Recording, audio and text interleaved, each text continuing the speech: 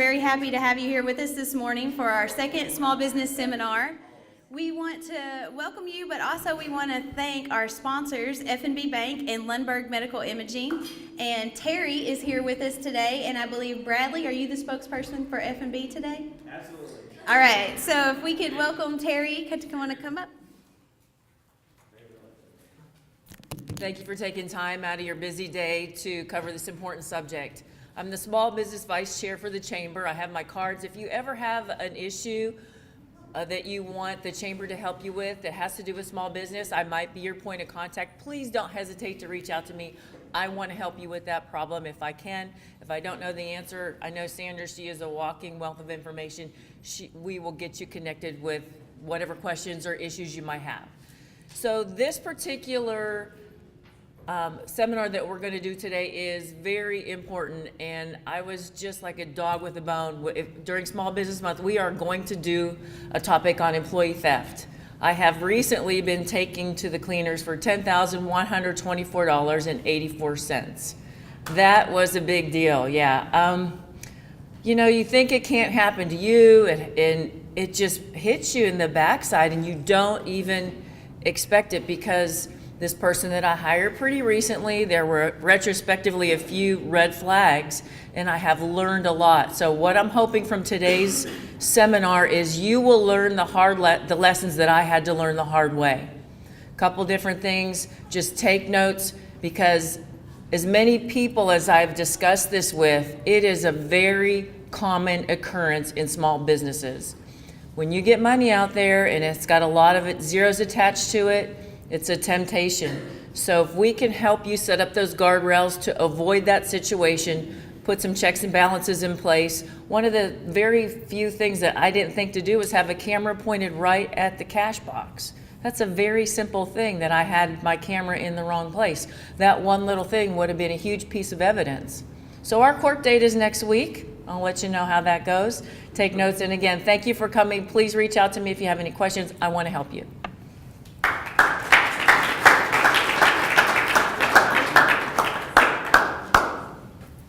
Thank you, Terry. Terry's a tremendous asset for Paducah. Her story that she just told is actually the rule, not the exception. When it comes to fraud, it's just Terry's more brave to speak about it. Most small business owners are embarrassed to talk about it. So, I mean, it does happen a tremendous amount. We have CPA professionals in here. We have IT professionals. They know the stories. They're not able to talk about them most of the time. But fraud is absolutely real. Let me get the slideshow going, and I'll dive into a little bit about F&B, who we are, why we do it, and why we're all about the community. How's your cell phone? Please mute your cell phones and pagers, if you got a pager. So today, as Terry mentioned, we're going to talk about checks and balances. It's extremely, extremely important to small businesses. It can be absolutely devastating to small businesses. I've read statistics how 1 in 4 go out of business after a fraud attack. Put these measures in place. Feel free to take notes, but I can also email you the slideshow at the end and all the information and resources I've collected through my research. This month is Small Business Month. First, I want to thank all the small business owners that are here today. Let's give each other a round of applause for being a small business owner. You guys are truly what makes Paducah a special place, Western Kentucky. You believe in our community. Everybody looks at you guys and thinks that you're living the American dream. Little do people know all the blood, sweat, tears, the hours and hours of work, the sleepless nights that y'all have to offer your tremendous products, your tremendous services, to offer your dream to Paducah. So you guys are extremely important. It's why I live in Paducah. It's why I'm proud to live in Paducah. It's why my family's here. So small businesses, I mean, has my heart, truly. So that is very important. Saying that, everybody wants to steal your money. So we all love you guys, but everybody is after your money, and fraud in business is extremely, extremely a relevant point. F&B is the sponsor for this entire series. We're obviously today's sponsor, but we're sponsoring this whole thing. F&B Bank believes in small businesses. We were set up as a small business. 1875 is when we were established. We're the 7th oldest bank in Kentucky. 8th? I thought there was a merger. 8th. Oh, okay. 7th sounds better. We're going to go with 7th. Just rewind the tape. So the 8th oldest bank in the state. That means we're doing something right. That means we do care about our communities. Last year we donated almost $70,000 back into the school systems in our local communities. We're headquartered in Mayfield. We're now in 4 counties. We have 8 locations. We're expanding. We truly, truly believe in Paducah. We recently announced our expansion into the Midtown location. So y'all have seen the groundbreaking over there, and we're excited to serve more areas of Paducah. Let's go ahead and get started with fraud. What we're going to cover today is why does fraud happen specifically? Who usually is the perpetrators of fraud attacks on your small business? How they execute the fraud is very important to know. How do you catch the fraud?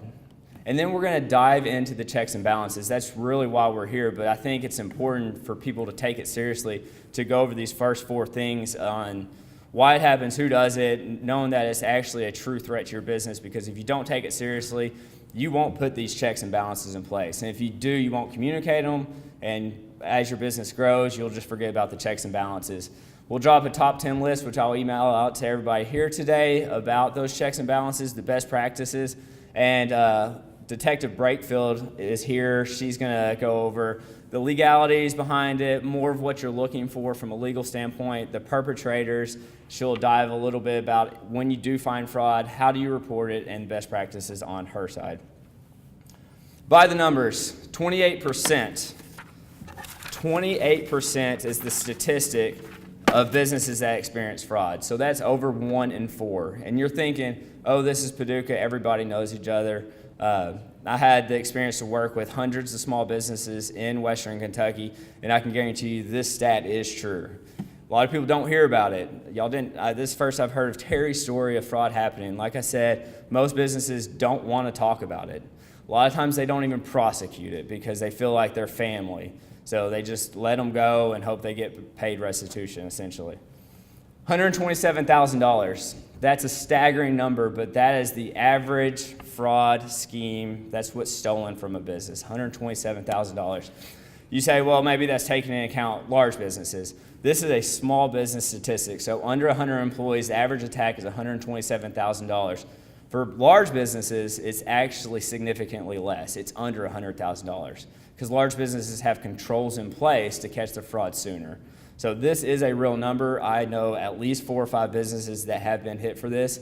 Y'all have probably heard it in the news in Paducah. Y'all know some organizations that have been hit that went very, very public.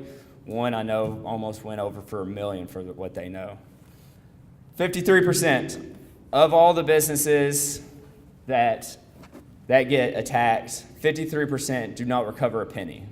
I mean, I hope the best for Terry, but more than likely, 53% do not recover anything. Only 15% actually get a full recovery. So a lot of them don't prosecute. That's why that number's high. Also, when it goes to court, they order to pay restitution, but a lot of times that doesn't happen either. 16 months. 16 months is the average duration of fraud scheme. That's a staggering number that takes that long to catch fraud. And that's why the $127,000 is realistic. Fraud goes on for a really long time before it is caught. That's because there's not controls in place. Maybe they're not auditing. They're just trustworthy. They're too busy running their business and not looking at their financials. 78% of statistics are made up. It's a little humor, just throwing that in there. Let's try and teach y'all not to trust anybody. So, but you can trust me. I'm a banker, so 70% not statistics are made up. So why are small businesses so vulnerable? Let me get to my deck here.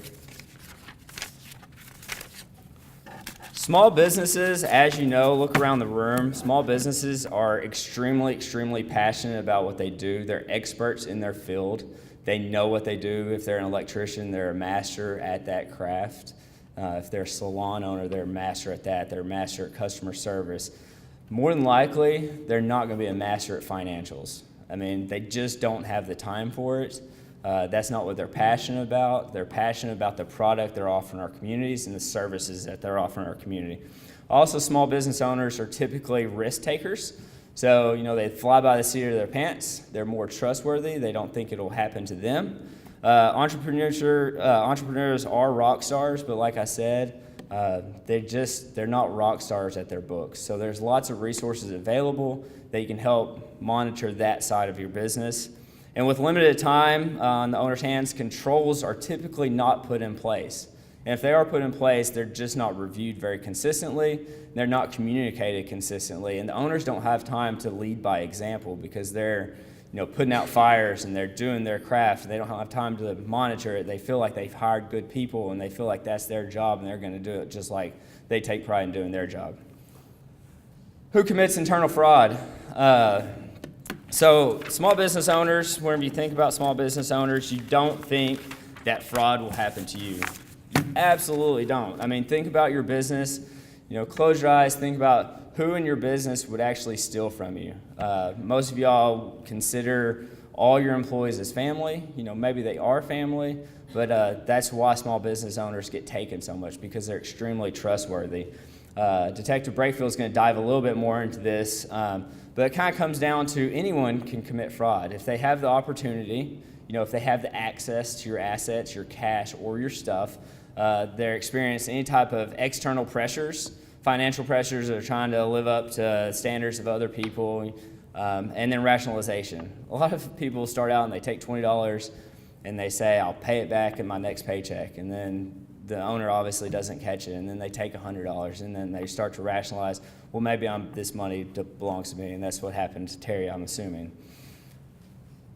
Fraudsters who had been with a company longer, so kind of the demographics from the FBI of who steals from you, it's your long-term employees. Typically, they've been with you for over 6 years. They're in a higher role in your company, management level or greater. Typically, they're male because men make really poor decisions, typically from my experience. And usually they're at the age between 35 and 45. So when they're in this role, this kind of makes sense. If they have this type of leadership, they have access to cash, and that's the people that will hit you for thousands and hundreds of thousands of dollars. Your entry-level employee usually don't have that much access to your belongings, to your assets, to your cash. So when you do get hit from them, it can be in the thousands. But whenever it's an upper-level employee that you trust with absolutely everything, your bookkeeper, your internal bookkeeper, they have access to hundreds of thousands of dollars typically. How is internal fraud committed? So there's so many different types of fraud, and every industry is significantly different. You've got your manufacturers that are selling all over the country, internationally. Then you've got your retail shops that are just selling over the counter, and everything in between. So fraud can be executed significantly different. The metrics are kind of different, but across the board, most fraud is what's called asset misappropriation. That's where people steal your money and your stuff. The other type of fraud is corruption. That's what you think about as kickbacks. So if you have a high-level employee, they'll say, I'll sell you this, you give me a kickback, and the owner doesn't have to know. It gets rationalized. Corruption actually accounts for a higher level. That number is about $250,000 worth of kickbacks as opposed to $125,000. And then financial statement fraud is extremely rare. Think about your Enrons. This is where your financial statements are misrepresented, always executed by upper-level executive team member. It's really to inflate the value of their company, so they report that their company's worth more money. So more revenue coming in is what they report, and less expense, obviously. So asset misappropriation, that's really what we're going to focus on today. This is what small business owners should focus on, because you do have employees that want to take your money. So asset misappropriation, also known as cash fraud, the most common is billing. From billing is whenever people make up fake invoices. This is the one that you've heard about locally. They set up a vendor that is a make-believe vendor that's typically themselves or a co-conspirator.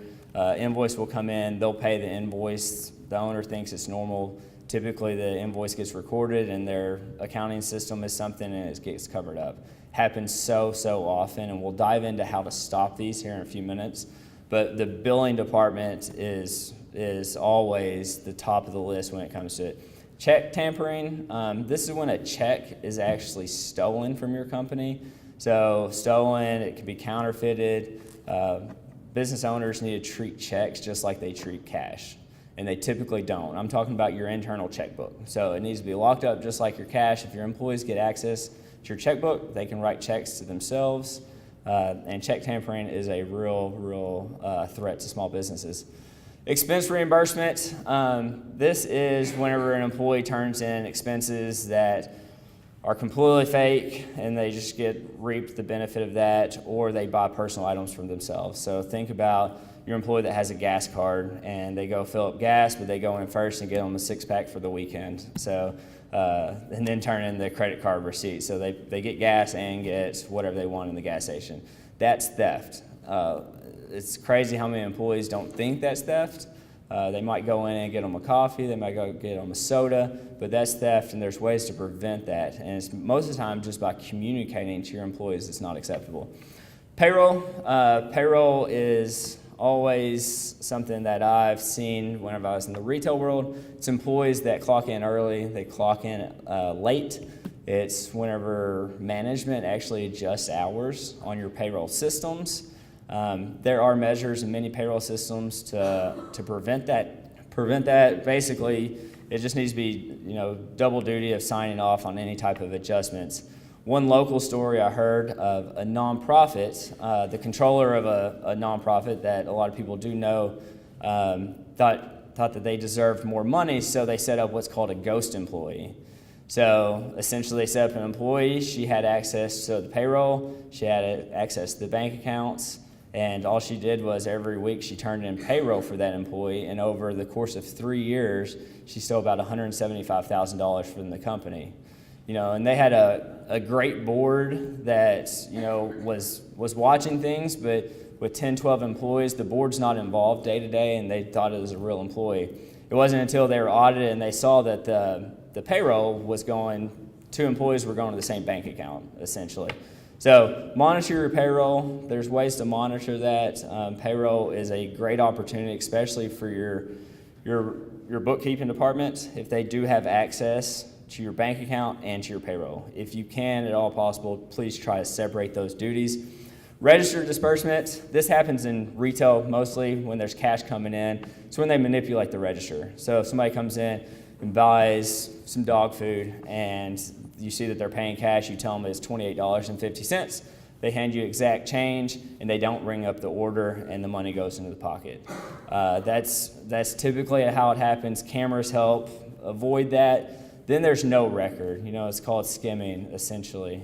There's other ways, especially of deleting sales that was never recorded. Most systems, point-of-sale systems, have a way to track any type of refunds, returns, voided items. So registered disbursement is a threat, especially in retail when there's cash coming in, because it's such low-hanging fruit. And petty cash, there's lots of cash management that's involved, but your petty cash department is so vulnerable. Really, the main thing there is keep meticulous logs. Your employees will see how you handle petty cash. I see so many business owners, when they need money, they go in there like it's their personal piggy bank. And then you're just setting the attitude for your employees to treat the petty cash the exact same way.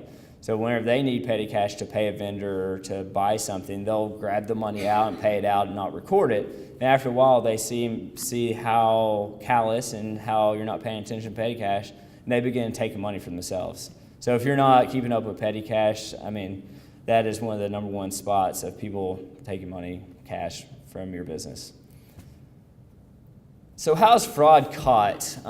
This really surprised me, but every resource I saw, it actually comes from tips. It doesn't come from owners catching them, owners catching the books. It doesn't necessarily come from your audits. It's tips. So other employees turning in your employees, thinking something is funny. Also from your customers. Always enable your customers to be able to give feedback. Customers are usually in the best interest of the business owner, and they spot unethical behavior. They might realize they don't get a receipt for that purchase. They might realize that they paid an invoice and they're still getting it, or the invoice just got deleted, or they never received an invoice. So tips, the best practice for tips is making it easy for your employees and your customers to report fraud.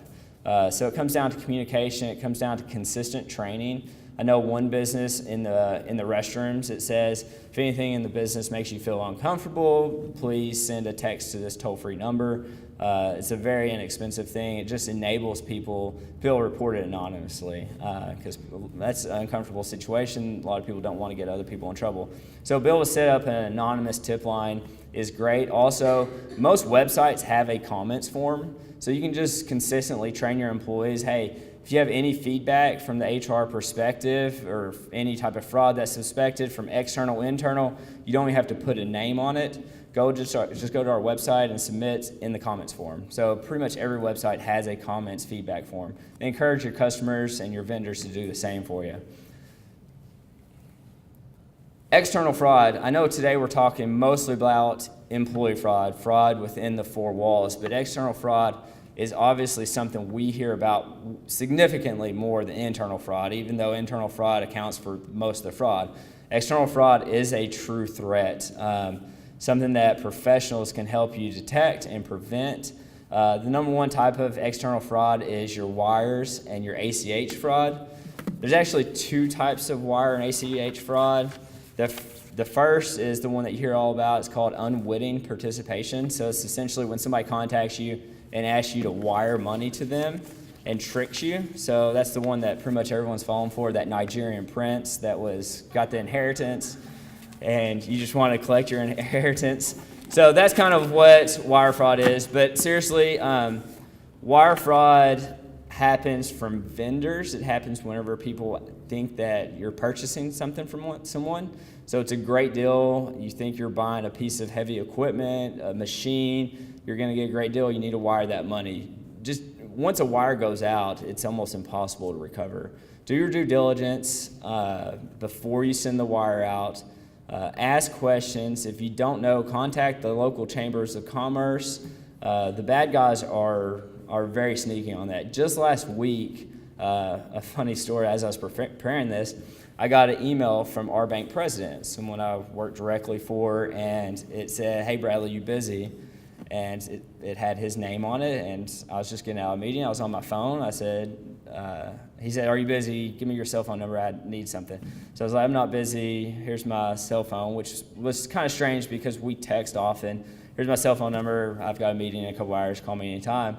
And then I get a text. So email started, then a text that said, hey, Bradley, I need your help with something. Can you do me a favor? I'm in a convention. I can't talk. I was like, yeah, no problem. And I thought, this is extremely strange. And then he asked me to go pick up 2 gift cards, which could be the same thing as a wire. You know, he could have asked me to, hey, have the bank wire $400 to this person. Once that came through, I knew red flags. I went back to the email. They spoofed his email. They didn't hack his email. It was just an email one-off. They knew his public email. I feel like I'm a fairly smart guy, but I mean, I went along with it for a few different conversations.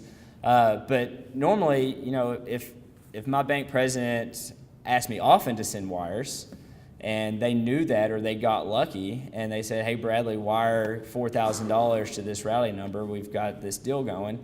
I would have never known. And there's ways for them to spoof his cell phone number. They didn't. It came from a strange phone number. But there's ways for that text to come through, and it could have showed his number. And you've got to think about it. Our bank president's email address is public knowledge. It's everywhere, as is his cell phone. So they know his cell phone, they know his email address, and they know my role with the company. You know, they're not going to be sending that email to lower level people. So they're going to be targeting this, and if there's that level of trust, that really could have been devastating. So it's just crazy how creative and the technology behind that. So if there's any questions, definitely reach out before you do anything. Set up dual controls on wires, which, you know, no wires can be sent without an actual physical signature. No exceptions. So just setting that attitude within the business. Credit card fraud. This is something I used to be in the credit card world, the merchant service industry, the industry that helps businesses accept credit cards. On a weekly basis, there was fraud attempts on my businesses. So get knowledgeable, have your merchant service company, have your bank educate you on risk. If anything ever seems suspicious, reach out to your bank, reach out to your merchant service company. It's definitely the number one thing that's coming through. It typically doesn't happen because a lot of times it gets stopped because we're so aware of credit card fraud. Number one target is anybody that's calling in or emailing in. So it's called e-commerce, selling services online, or telephone. It's not typically in person. So if someone does come in or somebody calls in and they want a piece of equipment or they want your service and they're willing to pay you right up front, limited questions, if they want to pay you more than what it's worth, if it's too good to be true, it probably is. And it's something that I've noticed with small businesses. A lot of small businesses need that revenue. You know, they're praying for it. They need to make money, and something comes through and it's like answered prayers, and they're excited and they think that they landed this great order and they're willing to risk it. But I mean, I've seen several businesses actually close up shop where they took the credit card information, they ran it, they sent out their product, and then actually about 2 months later, that money gets charged back. No questions asked. So they've lost their product, they've lost their money. It's absolutely devastating for a business. Check fraud. Checks, everybody hears about credit cards and credit card fraud. Check's actually the number one fraud method there is. Everybody thinks checks are safe, they're paper. They're actually not. Credit card technology has become very robust, and it's hard to duplicate credit cards. It's easy, we see it at the bank all the time, of forged checks, counterfeit checks. Essentially, anybody that receives your check can duplicate that check. So Detective Brakefield will talk more about the importance of check fraud and how it can affect a business. But checks you think is safe, but it's not. That's why you need to utilize your bank's bill pay. When bill pay goes out, it doesn't typically include your routing number. So bill pay is just a direct draw on the bank account. So there's methods there. Obviously, try not to turn over checks to vendors that you don't know or can't verify their information, because checks can be easily counterfeited, and it's tough to recoup that money. Most of these attacks happen through malware, phishing scams. That's why you need to partner with a great IT company. We have great IT companies actually in the room today. IT companies can set up some basic safeguards of your business to protect you. It's also why you need to separate your computers. The easiest thing in the world is to grab a second computer for your business, $250, $300, and only log into your bank account from that computer. Do not use that computer for social media. Do not use it for your MySpace. Don't download movies on it. Don't let your employees have access to that computer. That computer will only be used to log into your commercial bank accounts. Don't even log into your own personal accounts. And make sure you separate those accounts. So important. We'll dive in why it's important to separate those bank accounts. But personal bank accounts, you're using that account a tremendous amount of activity. The risk of fraud on that is greater, so you want to separate those two functions.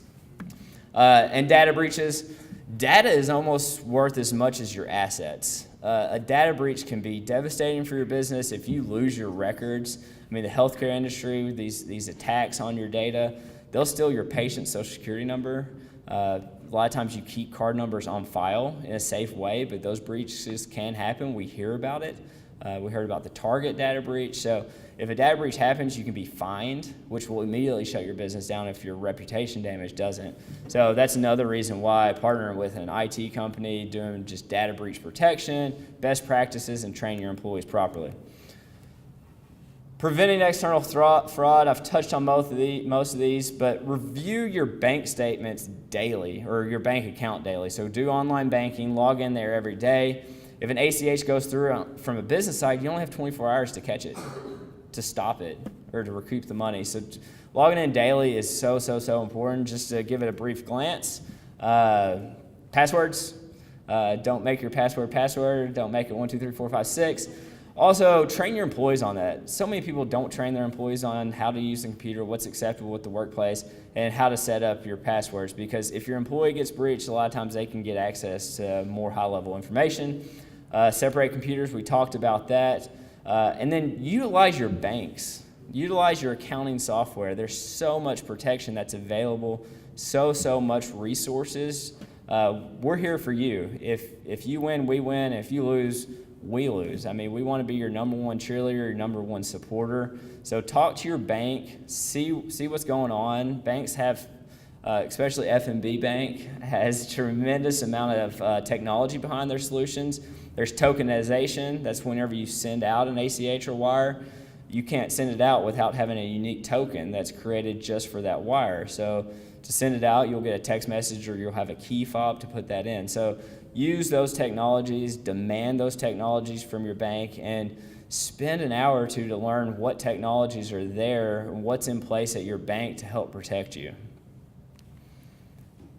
All right, almost finished. Top 10 checks and balances. As I said, I'll send this out to you guys so you don't have to take notes, but don't let one employee do everything for your business. No matter how much you trust them, separate those duties.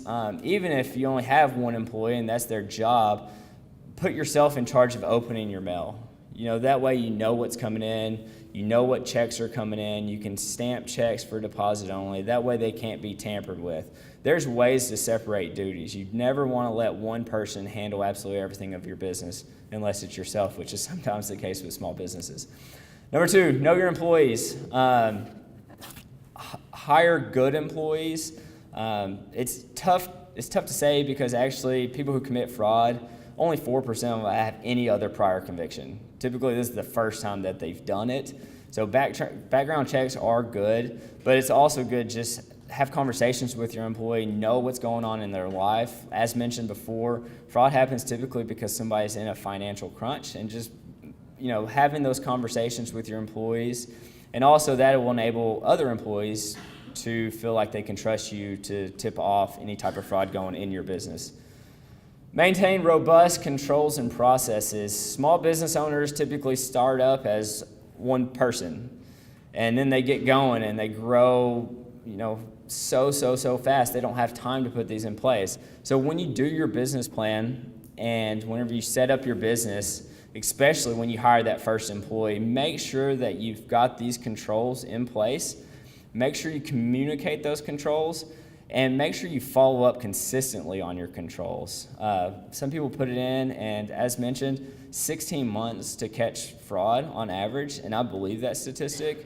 It's just crazy. It just means that the controls are in place, but they're not actually executing them. And employees notice that, and that's what they take advantage of, without a doubt.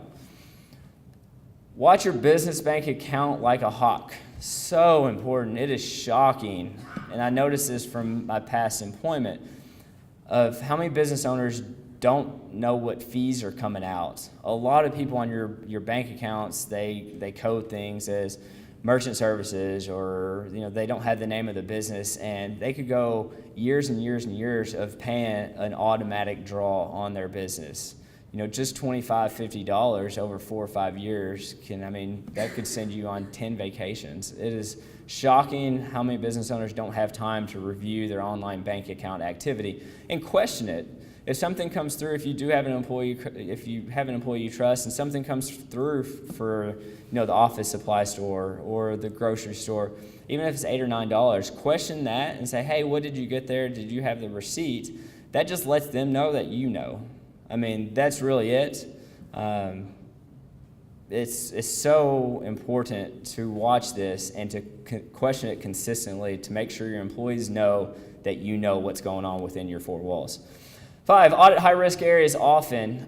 So high-risk areas, that's your cash. That's your petty cash, that's your bank accounts, that's your payroll accounts. This is your cash drawers. This is your inventory. If you have inventory that is high value, if you sell computers, lock them up.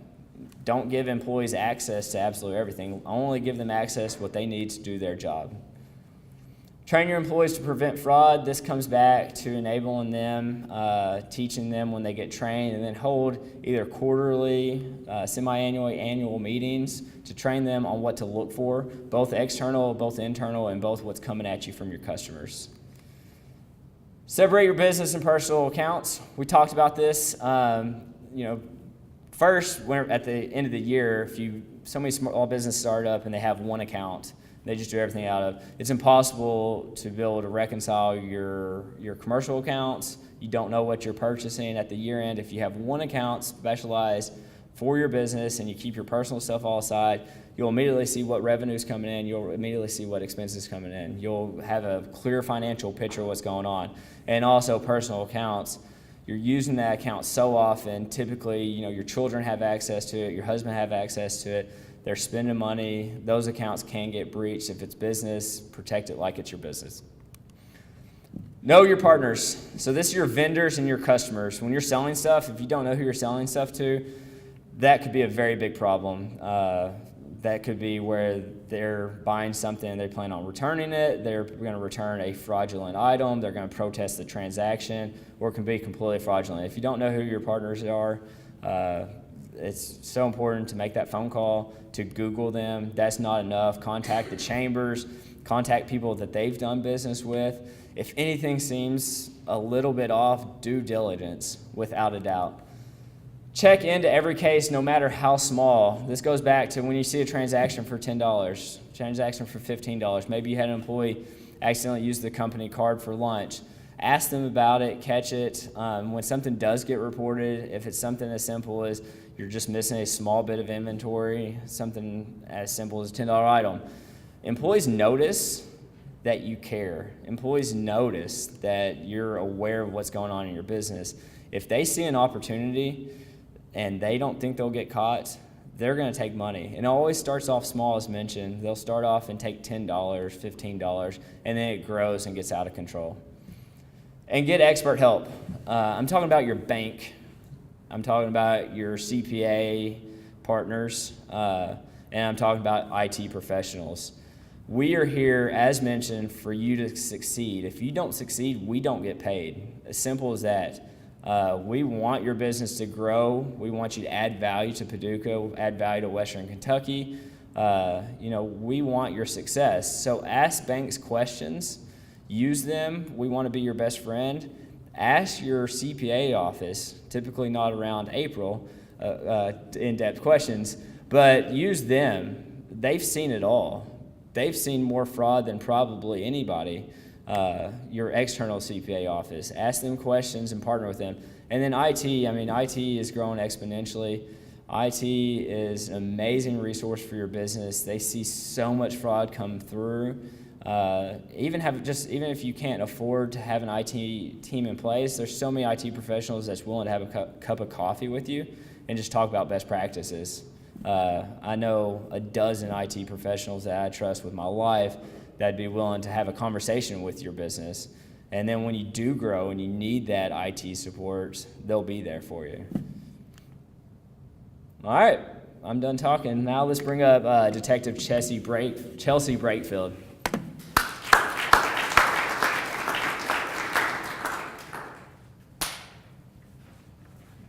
Good morning. Bradley did a really good job of hitting most of the key points that I was actually going to talk about. So what I'm going to talk about briefly is kind of what we're seeing in Paducah, that's happening in Paducah, trends that we're seeing in Paducah. One of the things that we're really seeing is what he was kind of talking about, the check fraud, people passing bad checks. I'm fortunate enough not only to have investigative experience, but while I was in college, I also had some sales experience. I worked with Kroger. And obviously Kroger is the farthest thing away from a small business, but some of the practices that they actually use when it comes to people using checks and passing checks was really effective. If someone decided to write them a check, they would not only require them to show ID, they would write the ID number down. They would also get a most recent telephone number for that subject. And being an investigator, if that check ends up coming back cold, and you decide to make a report to the police department, not only do we have that subject's identification, but we also have that subject's contact information. So, can you hear me better? So that's something that you can do as a small business that would actually really benefit us when it comes to when you make a report. Another thing that we're seeing is a pass of counterfeit bills, especially around barbecue on the river. I know that there's some markers and stuff that you can use to help identify these fake bills. Typically, they come in hundreds, but we're actually seeing a trend where there's fake counterfeit $5 bills and $10 bills. So it's making it harder when it comes to identifying them. But like I said, those markers are really effective, and the moment you see one, all you have to do is call the police department. We're going to respond. When it comes to, I don't know what all small businesses are here. Are there any businesses that rent items out to people? Okay. Another type of theft that we have been running into, it's called theft by failing to make required disposition. Pretty much, it's a really long term. I don't know why it's so long, but when you rent an item out to someone, and let's say they stop making payments, or they are stop making payments and they're not returning your item, that's actually seen as a criminal offense in Kentucky as well. I know that it's a really fine line between a civil offense and a criminal offense. It's all really about how you word your contract when it comes to renting out those items. So if you have any questions about that, I'm going to stick around and I'll kind of tell you how it comes from criminal to civil. But other than that, what we're really seeing in Paducah is the passing of bad checks, the passing of counterfeit bills, and the failing to make required dispositions. If you guys have any questions about that, I'm going to stick around. I also have some business cards to pass out if you guys have any questions in the future, or if you want to have any reporting questions for the future. So at this time, I'm going to pass it right back to Bradley. Can I ask a question? Yes. I was told that if we get a bad check, we can bring it to the county attorney's office and register it. Like, is that what's supposed to happen? If you get a bad check, what I recommend is you report it to us as well, because the county attorney is, depending on the amount of the check, they're probably going to be the one that prosecutes it. But I would also report it to us, and we can also seize that as well. So we call the police department first? Yes. Like, tell us what to do, bad check or the police department? Yes, report it to the police department. Okay? What about, like, if you suspect fraud as a business owner, what is the first steps of reaching out to you? Do we confront the employee? No, I wouldn't confront the employee. What you stated earlier, when it comes to checking your bank accounts, when it comes to knowing your employees, when it comes to doing inventory, get all of that stuff together, and then once you kind of have a pretty good idea that fraud has taken place, you can contact us. Okay? Gas stations, anything that takes payment, like payment at a pump in here today? That was one thing that I was just thinking of. If you have something like that, you need a system in place to check for skippers. It's a whole nother level of fraud that we've got going on now. I know. And actually, another thing that we have going on, which this is something that I learned recently, he kind of touched on it when it comes to you guys mailing checks out as a form of payment. I mail checks all the time. There's a place, my car payment I think is out of Ohio somewhere, so I obviously mail that check. When it comes to theft of mail matter, I actually had a pretty recent case. Someone stole the checks out of I think it was a church or a small business's mailbox. And there's actually ATMs where you can deposit that check without having to show your ID, without having to do anything. You can do it straight through the ATM. So kind of what he was covering, make sure you check your bank statements, your bank records. Obviously when you mail out a check, probably within 4 or 5 days, that check is going to be cashed. It's going to show up in your bank statements. If it hasn't, then question it. Call your bank and see where exactly it is, because we've actually had a recent case about that too. Okay?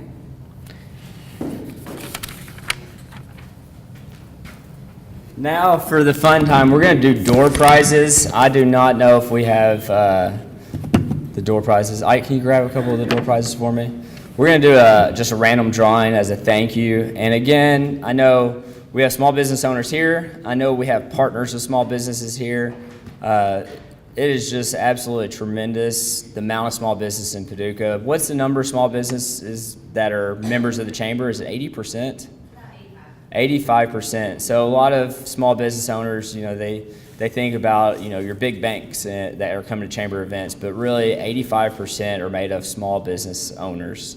And y'all are who makes Paducah work.